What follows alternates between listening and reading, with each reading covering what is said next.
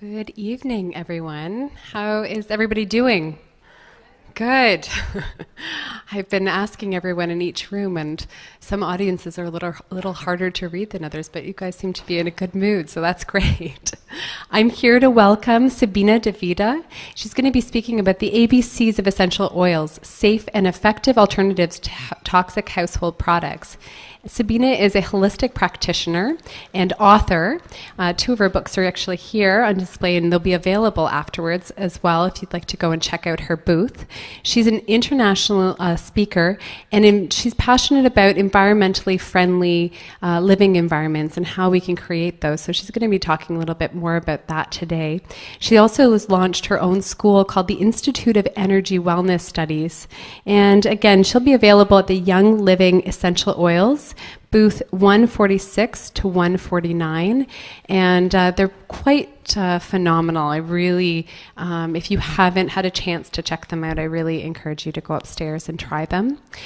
This talk, along with other talks, are going to be available afterwards. If you go around the corner to the right, you can sign up there, and yeah, I hope everyone has a great rest of the day, and I think you've got a really good talk ahead of you. So if everyone can please help me in welcoming Sabina DeVita. Thank you, Courtney, and I guess it does work. Fabulous, fabulous. Good afternoon. Are you alive? Good afternoon. Wonderful, wonderful. You know, I think about the title. If someone told me 25 years ago I was going to go into the household cleaning business, I would have looked at them and said, no way.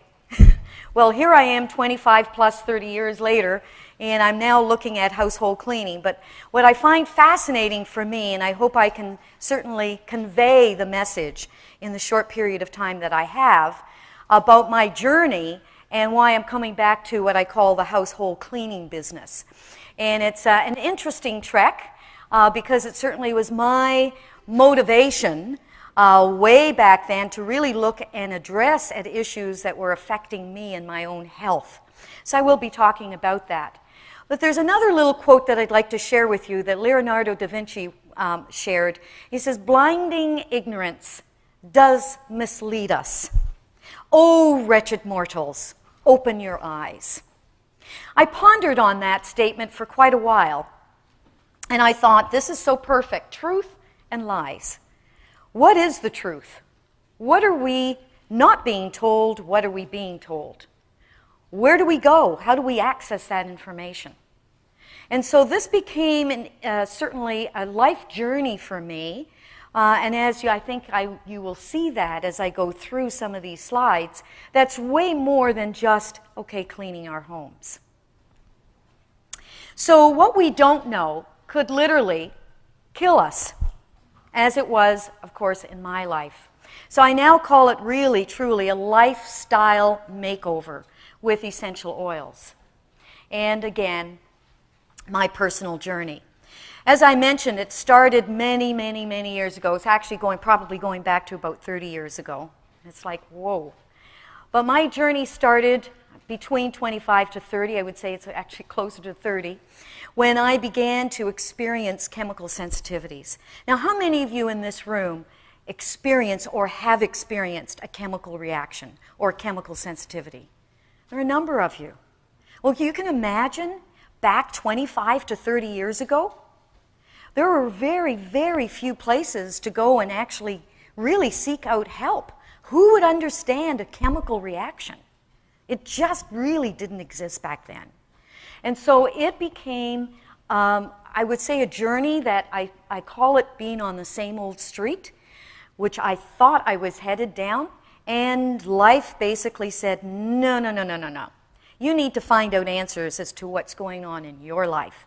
My allergies became quite severe, and at that time I was doing the typical allergy shots. Have any of you ever experienced that? Anyone? Do I have company? I do. Few of you. Well, I was having the typical allergy shots. I think at that time it was about every week, sometimes every 2 weeks. And it was a long journey, but what happened for me was it was not helping me. If anything, it actually was making me more sensitive. I didn't know it at the time, but I realized that as I was driving, it was more difficult for me to actually keep my eyes open. And that became dangerous because I would literally want to fall asleep at the wheel. Has anyone ever experienced that? Well, what I discovered through some means of doing sourcing and research, that I was reacting to the hydrocarbons, and I became more and more sensitive to the gas fumes and to other types of fumes around me. So it became a very difficult, challenging time in my life. I decided at that point that I really, truly was going to address this issue in my doctoral work. So I left teaching. At that point, I was teaching in an elementary school. I was also a guidance counselor. And I decided that I wasn't going to get the answers there. So I left teaching, and I ended up spending a lot of time actually almost in this area, down at Oise. And what was significant for me is that I ended up stepping into a very toxic environment. If any of you have ever been in the Oise building, anyone? U of T? Okay, well, at that time, when I was doing my research, the professors were really glad that I was there because I was telling them how toxic of a building they were in. And they were actually sharing with me, they said, well, you know, this is really interesting because we have so many of our professors who actually end up sick and we don't know why. So that was a sort of a real opening for me as to, okay, I think I'm onto something. Well, what happened here was in terms of changing my life path, I decided that I was in the area of psychology, and of course I thought I was going to just continue down the path typical of the psychologist role. But what I realized was that the body and the mind are connected. And that what we're exposed to and what we eat impacts the mind. How many of you would agree with that? It actually seems very logical. But you know what I really discovered was that in the area of psychology, they only look at what's going on here in terms of the psychotherapy and the dynamics that we were supposed to be doing and learning. And at that point, it just did not make sense to me. So I decided that my doctoral work was going to be in the area of the brain, and I specifically did a very actually long drawn out proposal in order to convince my professors that this was truly actually more important than what they realized. And so it was an area of discovery which was called brain allergies, cerebral allergies. It was what was happening to me, but also what was happening to so many other people. And that's when I started to delve into the realization that there was ongoing research that was taking place in the U.S., and I then began my journey of making contacts with these doctors. They were, of course, out on what I would say the pioneers. We had 3 doctors at the time here in Ontario. Unfortunately, they are no longer practicing in the area of alternative, what we called at that time, clinical ecology. How many of you have ever heard that term? Couple. Okay, and environmental illness or environmental wellness or environmental medicine. So this was my beginning of really truly appreciating what this impact not only was having for me, but the many people that were also experiencing this, and of course they just didn't know.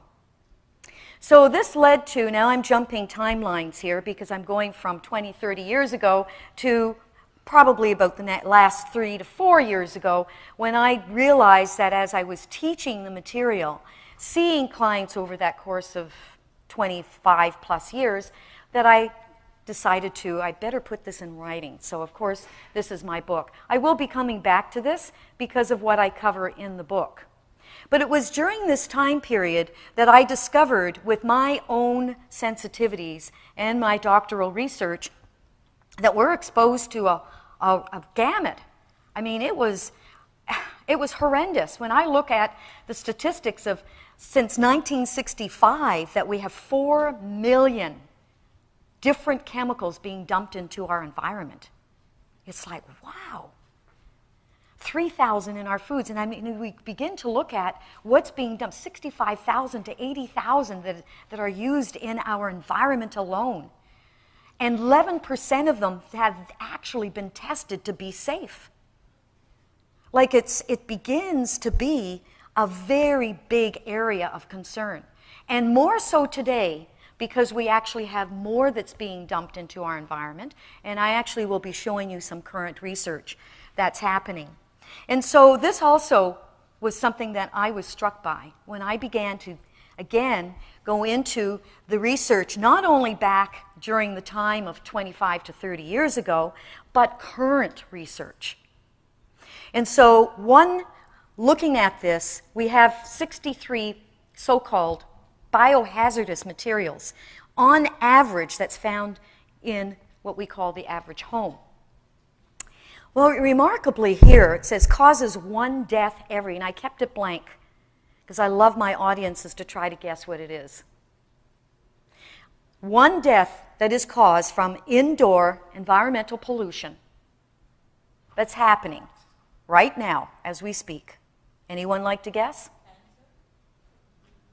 A death, someone dying from indoor air pollution. In Canada. Every 20 seconds. That's actually North America. It's Canada and US. It's shocking. It's shocking.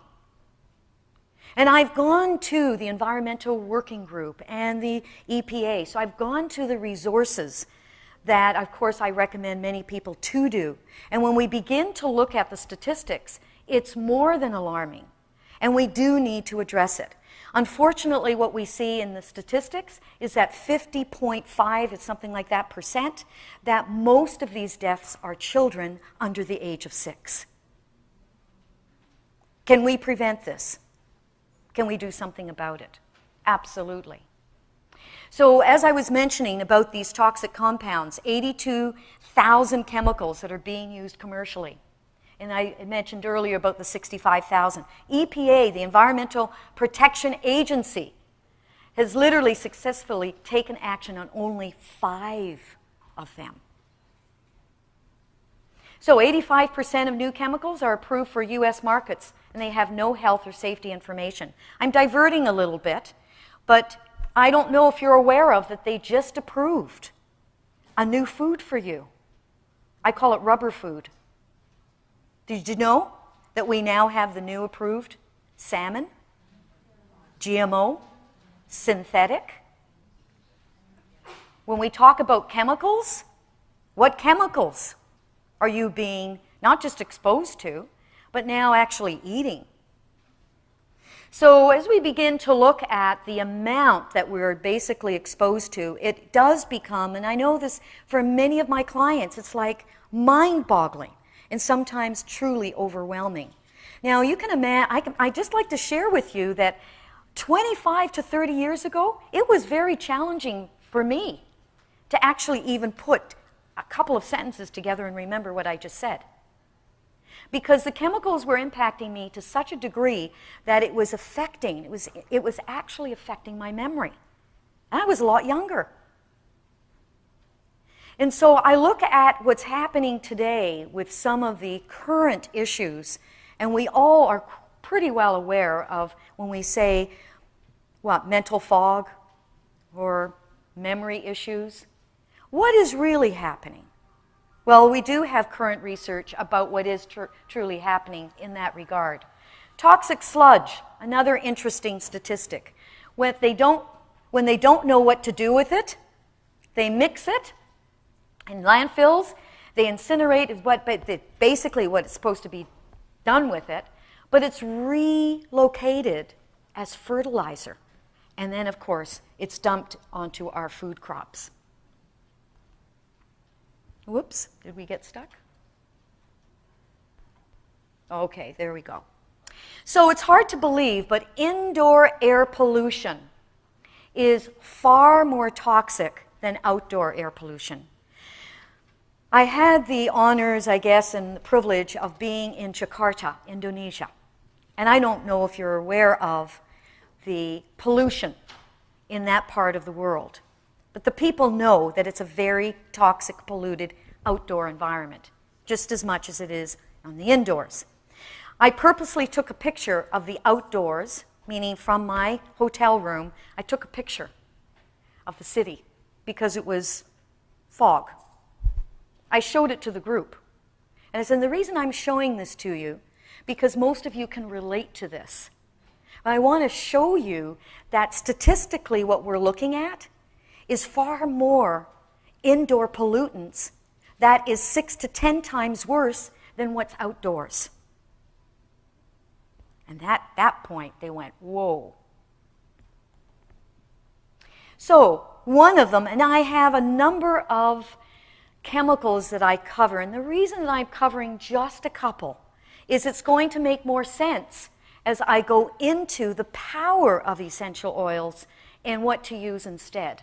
And there are reasons why I do recommend what I recommend.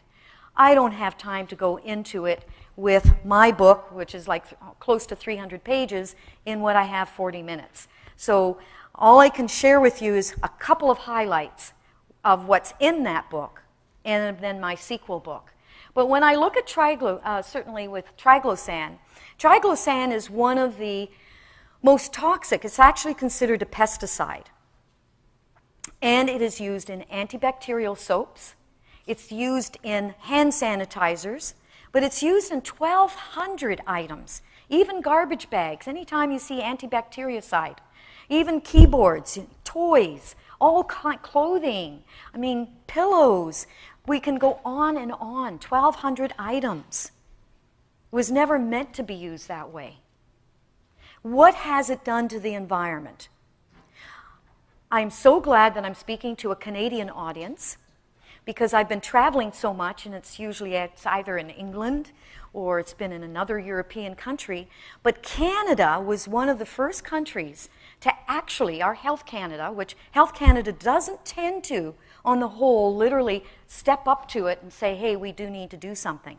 But they actually have, with triglycan, 4 to 5 years ago, they wanted it banned from products. It has not been banned yet, but they at least made that statement and have moved that way.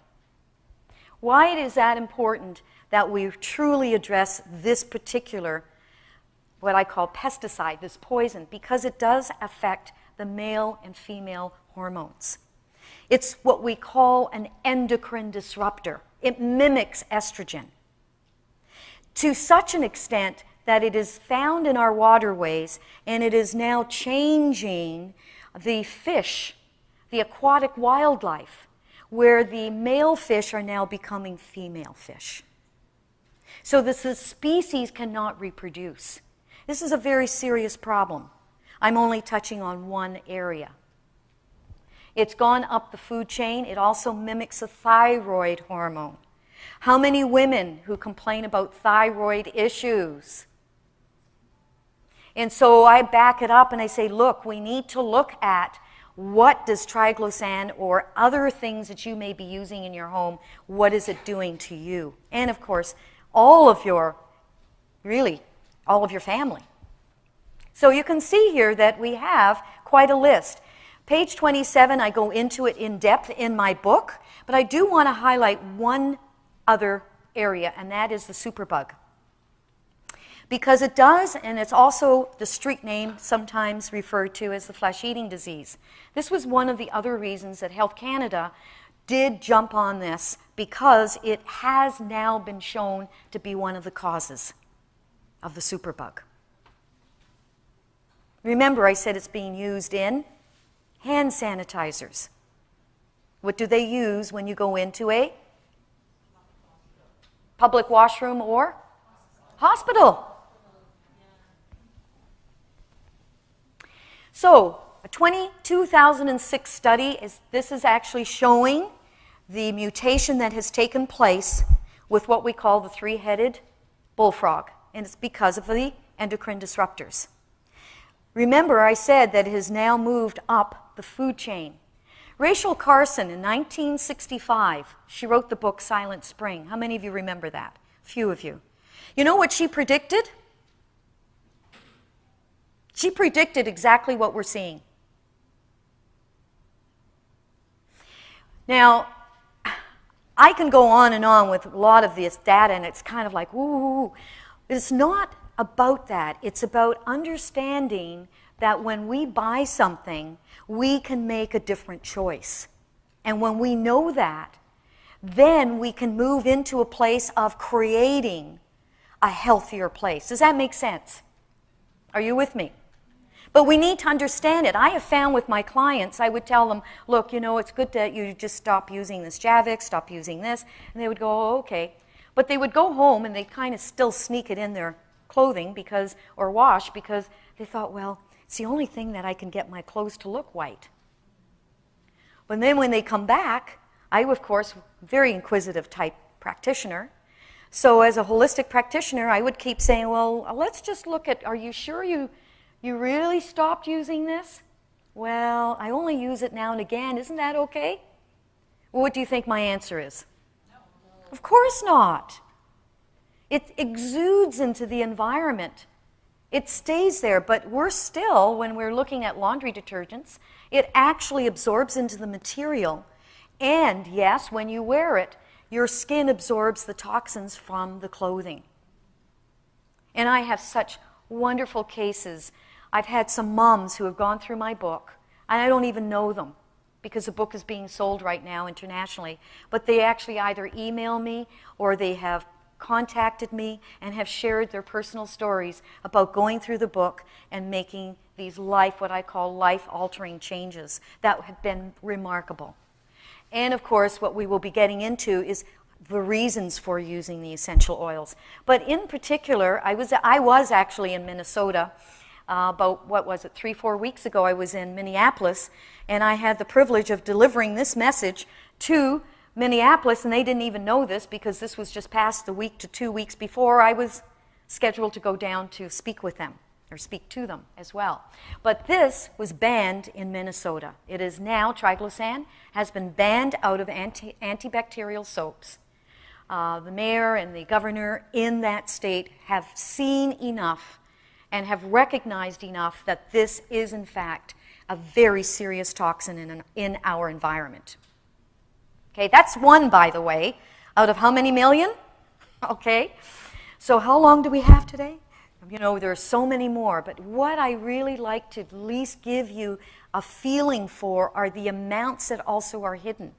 Fragrances is a very big issue because there are synthetic fragrances and then there are the real fragrances. How do we know the difference?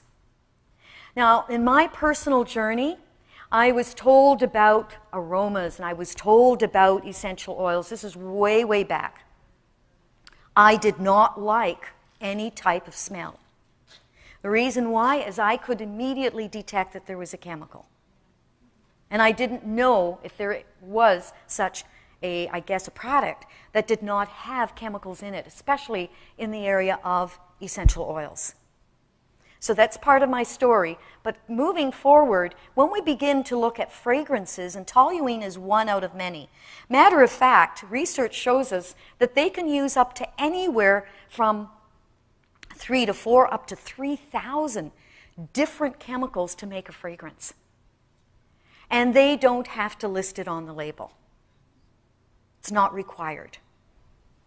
So, toluene itself, look at what we see here: brain damage, headaches, memory loss, speech, used in nail polish. And I have so many cases of people who tell me what they experience when men using their aftershave and what they feel, and the stories just go on and on.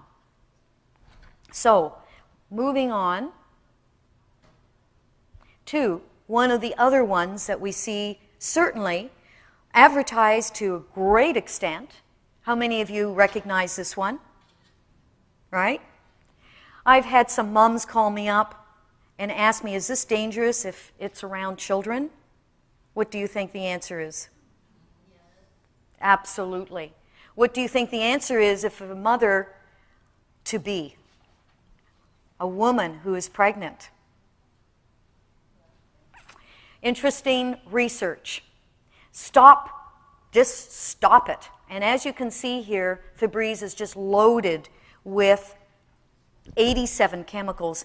But what's also really quite, startling about this is that many of them are neurotoxins. Neurotoxins are specifically chemicals that disturb the central nervous system and the brain. Now, why am I interested in that? That's because I was experiencing it. I'm not a chemist. It wasn't something I was planning to do. I was looking at it from a psychological perspective. But I also discovered that I had to look at the chemistry. I had to understand that what we are exposed to and that what we eat does impact us where? Here. Our whole body system, our nervous system. Phthalates. This is found in cleaners, lotions, body sprays, deodorants, plastic packaging. It is a carcinogen. It's loaded in most of what people are buying today. And of course, it damages the reproductive organs. And it's already been banned in Europe, but still being allowed to be used here. It's also one of the chemicals that's used to make plastic. Now, when I was going through the worst period in my life, what I discovered was that one of the chemical compounds that I was highly, highly allergic to, it was actually my worst, was a compound that is used, it's a phenol compound, that's used to make plastic. And it was used as a preservative in the antigen, basically the allergy antigen serum that I was being given. So as I was given more of it, I became more sensitive to this preservative, and also meant I became more sensitive to chemical compounds and plastics. Now that becomes a very difficult place, certainly in my world back then. I actually started to research. At that time, we called people like me the universal reactor. Have you ever heard that? We reacted to everything in the environment, the carpet, the lights, everything around us. It was at that point called the universal reactor. Fortunately, I also had the opportunity to meet and dialogue with a producer at that time, CBC producer, who was doing a special documentary on 20th century disease. The 20th century disease was what I'm talking about today. So, they're not necessarily labeled, and of course they're found in perfumes, nail polish, hairsprays, and the list goes on. So, by the way, they're not required to list all the ingredients.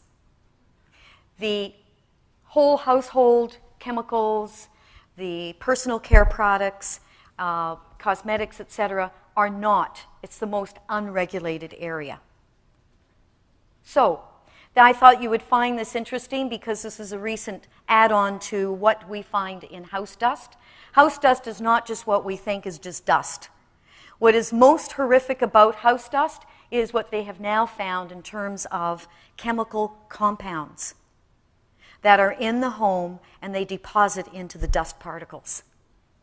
And unfortunately, young children who are literally ingesting these dust particles are also ingesting these chemicals.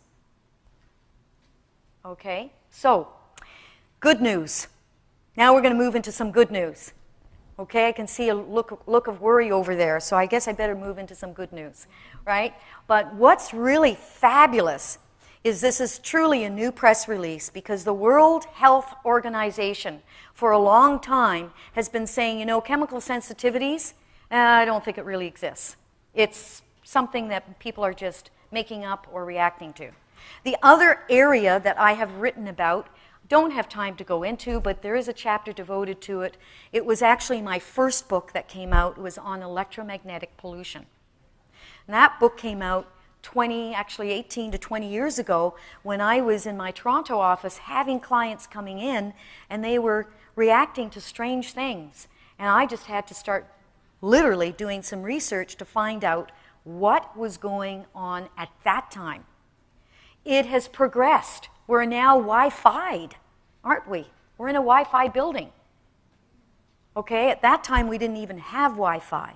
So that led me to, of course, discover the importance of understanding electromagnetic pollution, specifically in what it does to the brain, central nervous system, and, of course, our health.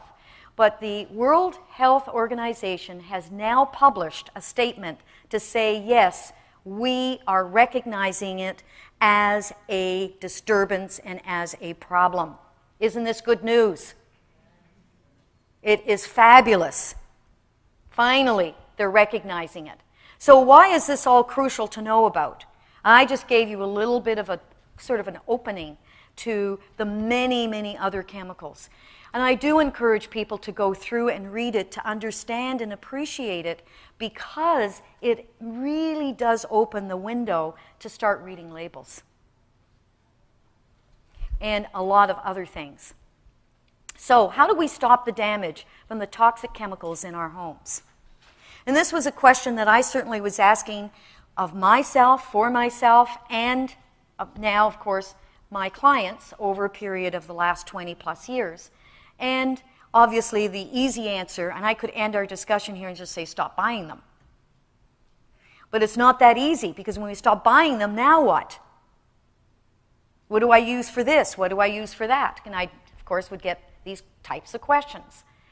So this is where essential oils open the door for me. Now, I've been involved with Young Living essential oils for about probably 17 to 18 years. I became involved with them very slowly because I wanted to introduce them for certain things in my home. And as I began to learn more, I began to understand, oh my goodness, I didn't know that I could use this as an antiseptic and it would do this. I didn't know that it would help for this. And so it began really my education, but also what happened for me was that I aligned with the company in such a way that I did my research. I said, I am going to get this man up here to Toronto. I want to get to see, is this man for real? And are the farms for real? So I don't know if I have it on this slide presentation, but I do have a slide where I literally followed D. Gary Young to about 6 to 7 of the farms, and yes, they're for real. And why was that important for me? And certainly with what I'm today teaching about, because I wanted to know, are they organic? Are they really chemical free? Are they what we certainly are learning about? I wanted to know that. And of course, what do you think I discovered? They are. Absolutely. So today we have what's called the seed to seal distinction. And it's the only company in the world that truly has now mastered what this means, and I will show you that in this slide, because really what it mainly is saying is that we are starting with the seed. The seed has to be an original. It cannot be obviously a GMO seed, right? The seed is critical, and I think I have probably a slide here that shows what Gary did when he went to France and how he was introduced to the real lavender and what he did with it.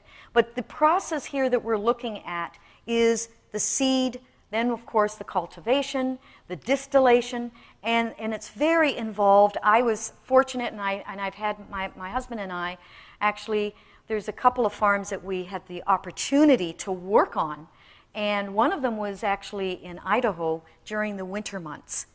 That's a challenge, because we get to go outside in the cold, but it was the only way that we could actually distill Idaho balsam fir. And it is one of the oils that I talk about because it is so refreshing and it has so many wonderful attributes in what it does. But of course, we also want to make sure that we're continuing with that very high level of standard with the testing and the sealing process. This is just showing Gary building his own distiller.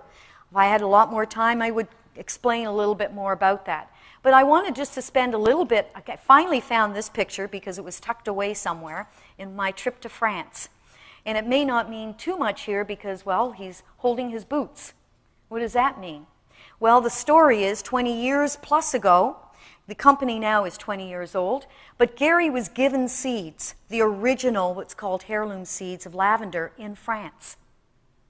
But the only way he could, at that time it was allowed, okay? But the only way that he could probably do this, he knew, safely, was he stuffed them in his boots. Okay? So this is where I show, how Gary booted the seeds. So he was able to take the seeds back to America, and of course, he grew the true lavender. Now, why this is critical?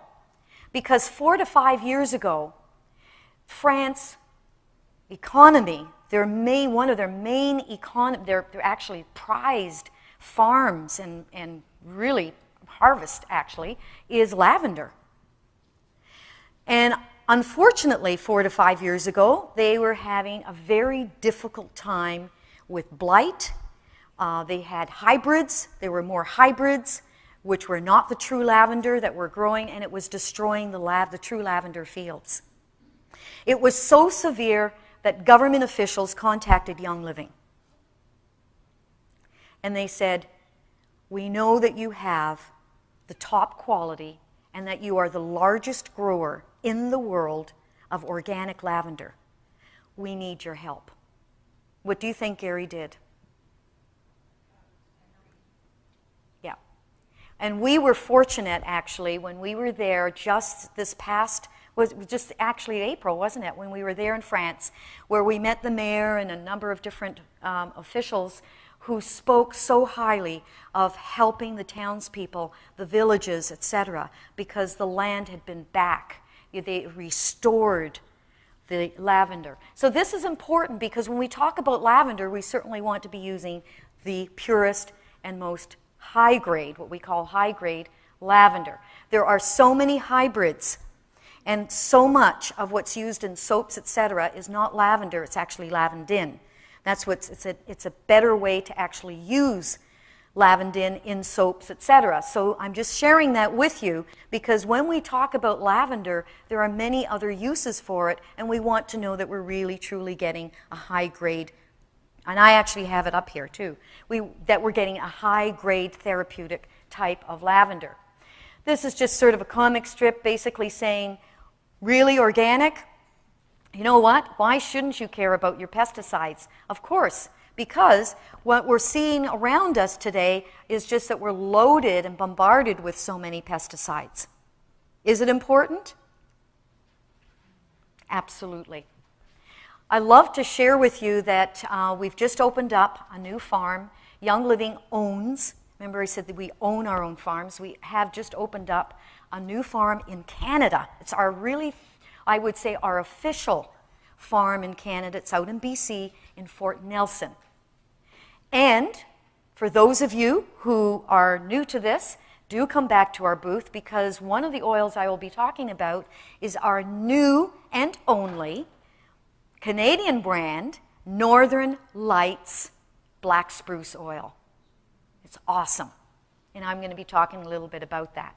So anytime people become involved with Young Living, you are actually supporting a sustainable company. You are supporting farmland and maintaining it as organic and as a sustainable. We actually really, truly want people to go and visit the farms and even work on the farms. It's actually a fabulous educational experience. So it's supporting all of that. So here we have, this is our own Young Living lavender farm, and that's in Utah. This is our own Clary Sage farm. Just to show you a little bit of our farms. We are now growing our own einkorn. In France, it's now being extended into Utah. We're going to have a lot more about this. It's the ancient grain, and it is phenomenal in what it does. And then, of course, myself, just to show that I really was there in France, okay, on the lavender field, and really, truly exquisite. It was a marvelous experience. So what do we do now that we have these true, pure, grade essential oils? How can we use them in our kitchen? How can we use them in our everyday life? And that's what the book and what this is about. But what I did with the book is also a little bit of a different sort of, I guess, a little turns on the road, and that is I wanted to investigate, and this is some other research work I've been involved with, what was happening to the brain, but specifically the pineal. The pineal gland was something that I noted over a period of about 10 years. And it came up because I use a technology that is called Kirlian. It's a Russian technology, and I train people on it today, but working with the Russian physicist, Dr. Konstantin Korotkov, I was able to see on an ongoing basis over quite a number of years in different cultures. And I saw the same type of pattern. And I thought, there's something happening. What is going on? And what I found was that, in fact, the chemicals that you, and I've talked about a few, but certainly those that you will read about, impact, being that they are neurotoxins, they do impact and actually calcify the pineal. Fluoride is one of them, and there are many others. Now, why is that important? Any reason why we need to know that? It is our awakening. I'm not going to have too much time, so I need to speed this up a little bit. But this is the Kirlian, what we see with the Kirlian photograph. But what also has been found in the research, when we begin to look at a calcified pineal gland, is that these are some of many of the health situations or conditions that we see. So obviously, to me, it seemed very clear that, number one, if we see that the toxins and the chemicals are one of the causes for its calcification, in the book I go into EMFs, or electromagnetic pollution. Also some fascinating research. But what I found also key about this, if this, and it's not if, it is happening. Matter of fact, statistically, what's been found today, by the time a young person reaches the age of 17, 3/4 of their pineal gland has already been calcified. That's startling. It's not statistics that I have certainly would like to see or made up. It's research material.